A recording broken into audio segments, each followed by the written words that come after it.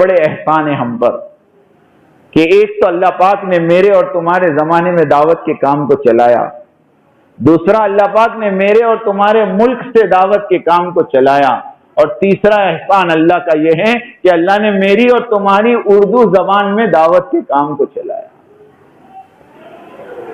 ورنہ اگر میرے زمانے میں دعوت کا کام نہ ہوتا، میرے مرنے کے بعد شروع ہوتا، تو مجھے کیا فائدہ ہوتا؟ ارے بولو ہوتا کیا؟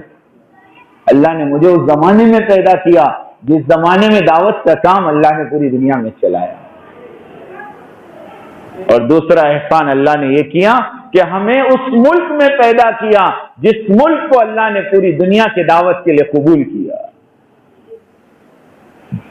ہاں، دنیا کے ممالک والے ترس رہے ہیں نظام الدین دیکھنے کو۔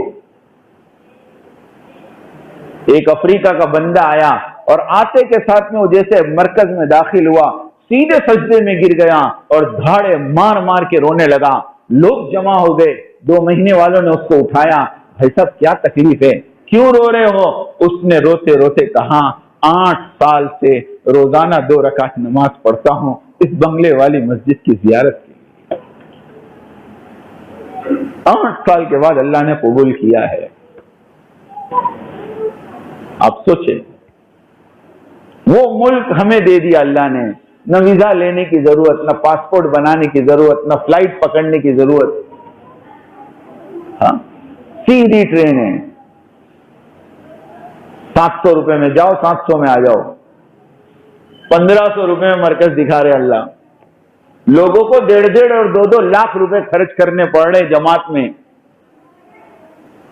ہاں، ایک نائجیریا کی مستورات کی جماعت آئی، اس کی تشکیل بمبئی ہو گئی۔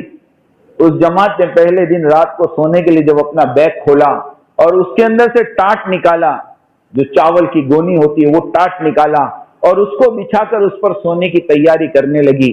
اس گھر کی مستورات نے کہا بہن تم تو نظام الدین ہو کر آ رہی ہو، وہاں پر تو بڑے اچھے اچھے بیڈنگ ملتے ہیں، تمہارے شوہر نے تمہیں بیڈنگ نہیں دلایا، بڑا کنجوس معلوم ہوتا ہے۔ تو اس عورت نے اس کے منہ پہ ہاتھ رکھ دیا، کہا میرے شوہر کو کنجوس مت بولو، ہماری بڑی عجیب کہانی ہے۔ کہا کیا کہانی ہے؟ کہا 2 سال پہلے میں نے اور میرے شوہر نے ارادہ کیا کہ ہندوستان میں چلہ لگانا ہے اور مستورات میں ہندوستان میں مرکز پہ جانا ہے۔ قسم خدا کی 2 سال سے ہم نے اپنے گھر کا چولہا بجھایا ہے اور چٹنی اور روٹی کھا کر پیسے بچائے ہیں میری بہن، تب جا کر تو ہم اس ملک میں پہنچے۔ یہ قربانیاں ہیں دوستو، اللہ نے بہت آسان کر دیا آپ کو کہ آپ کل رات کو یہاں سے نکلیں گے اور بدھ کے دن تو آپ نظام الدین بنگلے والی مسجد میں ہوں گے۔ اس کی قدر کرنا، قدر یہ ہے، حضرت مولانا سلیمان جہانگیر رحمۃ اللہ علیہ فرمایا کرتے تھے کہ نظام الدین آنے والوں کی قدر یہ ہے کہ جو نظام الدین آوے وہ وہاں کے اعمال میں اپنے آپ کو جوڑے، اور جو وہاں کے اعمال میں اپنے آپ کو نہ جوڑے وہ اپنے آپ کو نظام الدین آیا ہوا نہ سمجھیں۔ وہ اپنے آپ کو سمجھے ہی نہیں نظام الدین آیا ہوا۔ ہاں، کہ ابھی دلی آئے ہیں، چلو لال قلعہ بھی دیکھ لیں اور جامع مسجد بھی دیکھ لیں اور چاندنی چوک بھی دیکھ لیں۔ یاد رکھنا میرے دوستو، صحابہ نے مکہ سے مدینہ ہجرت کی اور صرف نیت یہ کر لی کہ میں ہجرت بھی کروں گا اور فلانی عورتوں کے ساتھ نکاح بھی کر لوں گا۔